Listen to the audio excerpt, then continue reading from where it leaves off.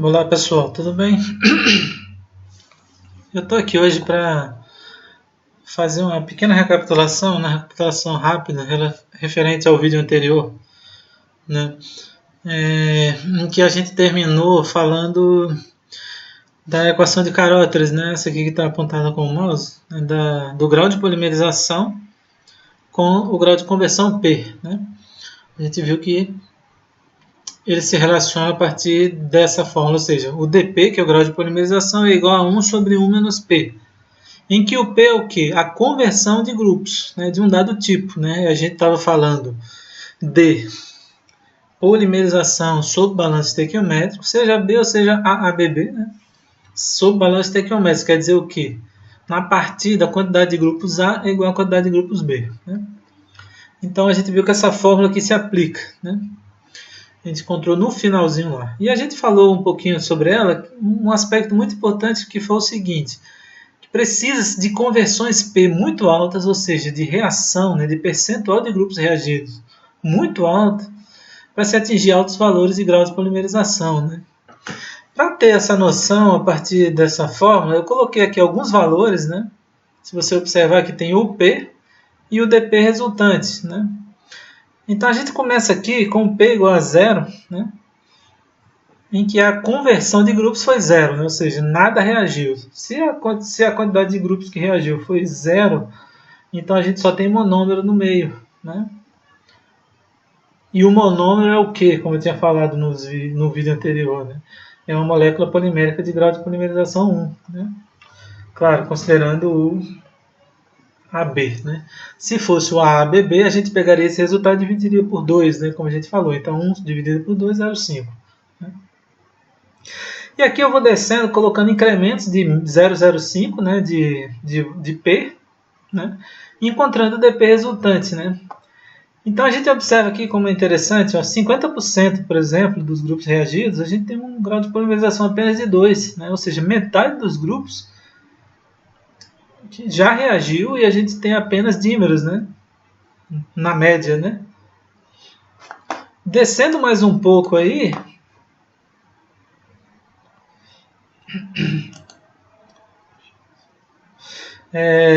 mais um exemplo aqui, por exemplo, 75% dos grupos reagidos. Subir mais um pouquinho aqui. Isso. 75% dos grupos reagidos. A gente tem o quê? Opa, escapuliu aqui de novo. 75% dos grupos reagidos. O que a gente tem em resultante? O grau de polimerização é igual a 4. Né? 80% dos grupos reagidos, grau de polimerização 5. Ou seja, são ainda valores muito baixos, né, de grau de polimerização para valores muito altos de grau de conversão. Né? Então a gente vê que realmente o que a gente tinha dito se confirma. Né? Os valores só começam a crescer efetivamente para valores de P maiores do que 0,9. Né? Então você vê aqui 90% dos grupos reagidos, 10 do grau de polimerização, que ainda é muito baixo. Né? E aqui ele começa a dar um salto, né? 95, 98, 99, aí começa realmente a crescer mais, né?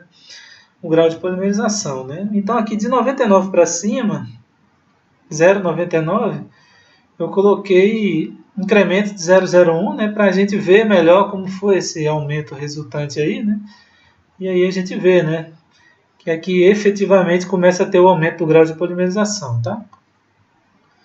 E a gente pode mostrar isso graficamente, tá? Vou dar uma subidinha aqui para mostrar o gráfico obtido aqui, né? Então, se a gente observa aqui que no eixo Y é o dP e no eixo X o P. Né? Então, o que a gente observa? A gente observa que o valor de dP ele é muito baixo, né, para valores crescentes aqui de P, até maiores do que 95%, sei lá. Aqui está 0,95, por exemplo. Né? E aí você tem um dP de 20, né? Só no finalzinho aqui, ou seja, para conversões próximas a 1, ou seja, 100%, é que efetivamente o dP aumenta bruscamente, né? Então isso aí é aquela história que a gente falou. precisa de conversões muito altas para se atingir altas massas molares, né? Na polimerização em etapas, né? E isso é um dos aspectos que explicam, né, o fato dos polímeros em etapas, em regra, terem massa molar baixa, né? Então, se você fizer comparativos, né, de massas molares de polímeros em etapas com polímeros em cadeia, a gente vai ver que, em regra, os polímeros em etapas têm sempre massas molares menores, né? Agora, é claro que, como eu tinha dito, isso não é um grande problema, porque o fato da composição química, né, ter átomos polares, né, ou seja, os famosos heteroátomos, né, isso tudo faz com que as propriedades sejam muito elevadas, em regra, desses polímeros em etapas, né? E isso compensa, né? E aí acaba que, de certa forma, a baixa viscosidade devido à massa molar baixa é um aspecto positivo, embora isso possa limitar, né, alguns tipos de processamento, como eu tinha dito, né? Você não vai fazer extrusão sopro com polímero de massa molar baixa demais, né? Ok? Então, coloquei aqui um exemplo prático do polímero em etapas, né? Politereftalato de etileno, que é o PET, né? E mostrando qual seria a massa molar resultante, né, desse polímero para os graus de polimerização mostrados aqui há pouco, né, nessa tabela. Tá? Então, inicialmente a gente tem aqui a massa molar dos monômeros, ou seja, o ácido tereftálico, que é um dos monômeros, tem a massa molar 166,3, e o segundo monômero, que é o etileno glicol, tem a massa molar de 62,07. Né? E aí a gente tem aqui a massa do mero, do PET, que é o quê? Como é uma polimerização do tipo AABB, ou seja, o ácido tereftálico é um diáceto, o etileno glicol é um diálcool, então a gente faz o quê para achar a massa do mero, como eu tinha dito no vídeo anterior? A gente soma as massas dos monômeros e subtrai da massa de duas moléculas de água, que tem a massa molar resultante de 36 gramas por mol. Né? Então, aqui está o resultado, né? Ou seja, a gente pega o E2 aqui, que é a massa do ácido tereftálico, soma com a massa do etileno glicol, que é 62,07, e subtrai 36, né? Encontrando o valor de 192,2. Né? Então, aí é a massa do mel. Agora, a gente tem aqui embaixo as massas molares correspondentes a cada grau de polimerização encontrados aqui nessa coluna B. Né?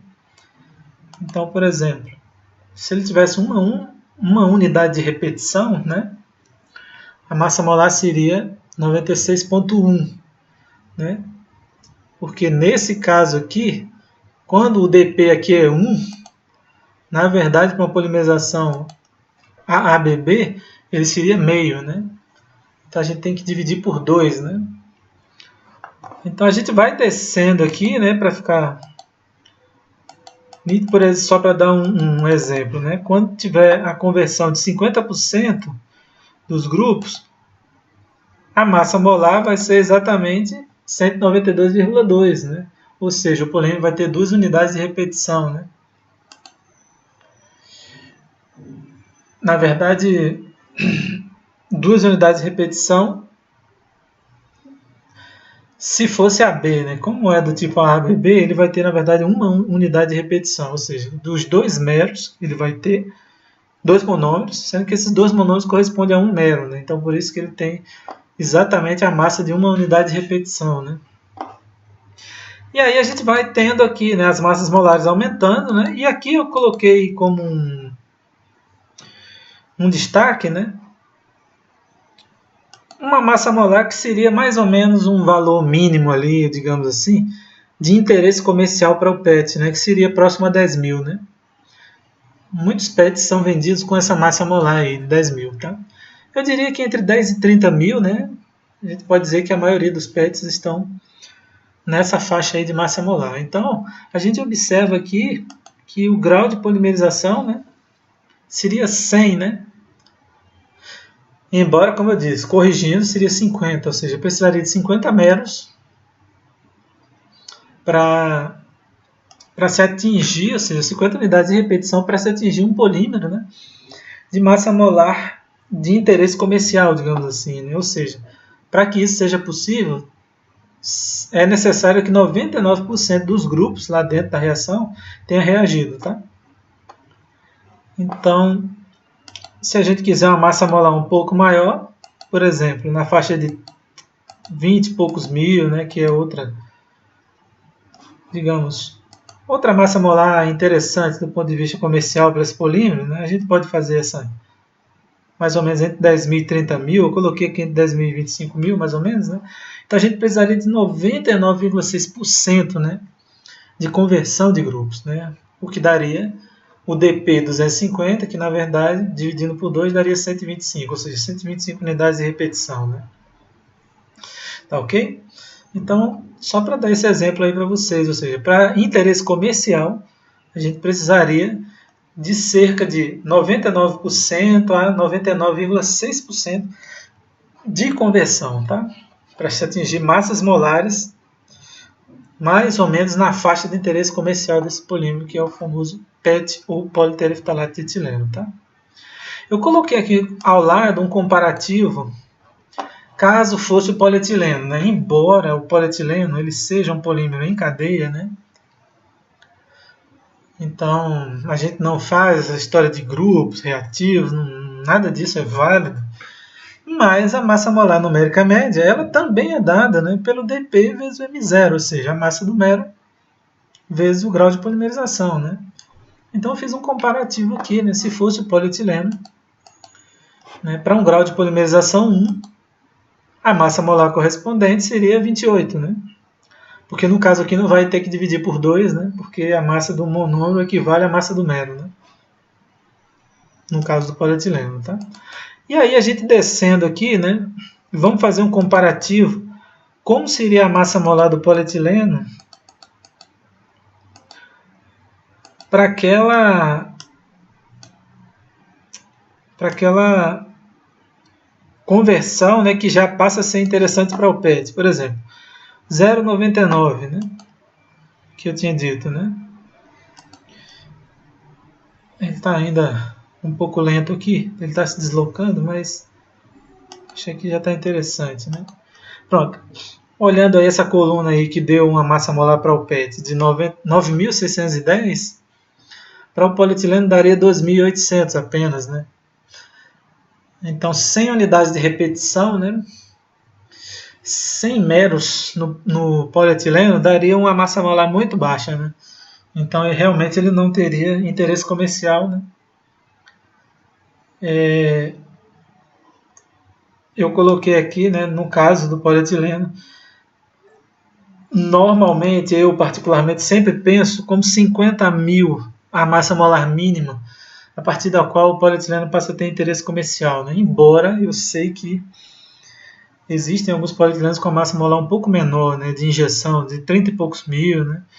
Mas eu particularmente sempre tive isso comigo, né, devido a algumas experiências que eu tive aí no ano passado, né? 50 mil eu sempre tenho como referência para polímero de injeção, né? Então a gente vê, por exemplo, que precisaria de 2.000 meros, né, para o polietileno passar a ter interesse comercial, né? Então são valores bem maiores, né, do que os 100 aqui que o PET precisa ter para ter valor comercial, né, para ter importância comercial, tá ok? Então essa é uma coisa que eu queria deixar aqui para vocês, tá? É só um comparativo simples, né, para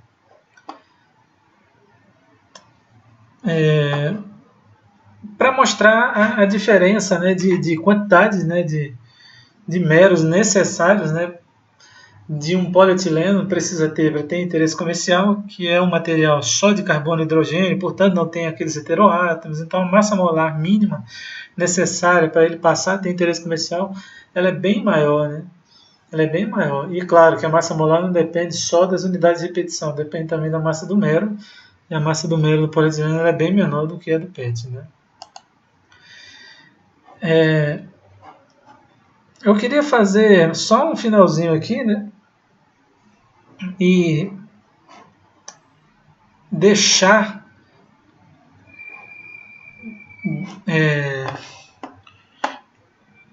trazendo agora aqui para essa lâmina aqui do PowerPoint. E eu tinha destacado duas coisas na planilha de Excel ainda há pouco, quanto a conversão. Quando eu disse que a conversão era 50%, o grau de polimerização era apenas 2%. Né? Quando eu mostrei o dado de 75%, eu mostrei que o grau de polimerização era apenas 4%. Né? Ou seja, para uma conversão de 75%, o grau de polimerização era apenas 4%. Né? E aqui com aqueles famosos monômeros, né, que eu gosto sempre de usar, né, para ilustrar, ou seja, para facilitar o entendimento, né, didático. Né? Aqui dá para a gente ver isso tranquilamente. Né? Então, se a gente contar aqui, ó, 1, 2, 3, 4, 5, 6, 7, 8, 9, 10, 12, 13, 14, 15, 16, 17, 18, 19, 20. Tem 20 monômeros aqui, mais 20 aqui, ou seja, a gente tem 40 monômeros do tipo AB, né, que seria o nosso reator. Né? Então, se esse grupo vermelho aqui reagir com o azul, e isso acontecer com todos os monômeros descendo aqui, então a gente vai ter o que? A redução pela metade de grupos, ou A ou B. Né? Então, aqui a gente vai ter 50% de conversão. Né? Então, se a gente tiver 50% de conversão, o cenário resultante ele vai ser exatamente esse aqui. Né? E a gente observa exatamente, ou seja, com 50% de conversão, o grau de polimerização é 2. Né? Agora, passando para o... Deixa eu só voltar para ele aqui. Tá? Voltar para ele aqui de novo. Está um pouco lento aqui, gente, mas... Pronto, voltei para o slide, tá? Então, só mostrando, né? 50% de conversão, isso significa o quê? Que todos os grupos vermelhos aqui reagiram com todos os grupos azul, de cor vermelha, reagiram com todos os grupos de cor azul, ou seja, o A reagiu com o B aqui, você teve 50% de conversão. E aí implicou em cadeias com grau de polimerização 2, ou seja, dímeros, né? Agora, se a gente agora pega esses dímeros aí e faz a reação entre eles, ou seja, a gente tinha 40 moléculas lá que viraram 20, então eu trouxe elas para cá, 1, 2, 3, 4, 5, 6, 7, 8, 9, 10, mais 10, 20. Então agora a gente tem aqui os dímeros e eles vão reagir entre si. Se eles reagirem entre si, vão sobrar, ó, 1, 2, 3, 4, 5, 6, 7, 8, 9, 10. Ou seja, vão sobrar 10 grupos A e 10 grupos B. Como a gente tinha 40 grupos A no início e 40 grupos B, e agora a gente vai ter 10 aqui embaixo, isso quer dizer o quê? 75% dos grupos reagiram.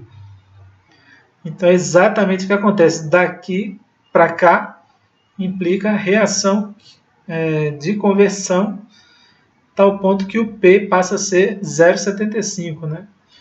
Então, para 75% de conversão, que é esse cenário aqui embaixo, a gente agora tem moléculas com 4 unidades de repetição, ou seja, tetrâmeros, né? Que é exatamente o que mostrou a tabela anterior do Excel. Né?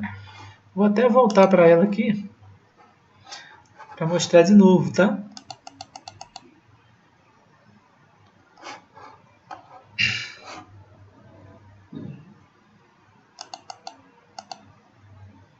Aqui, para 50% de conversão, grau de polimerização 2, para 75% de conversão, grau de polimerização 4. Tá?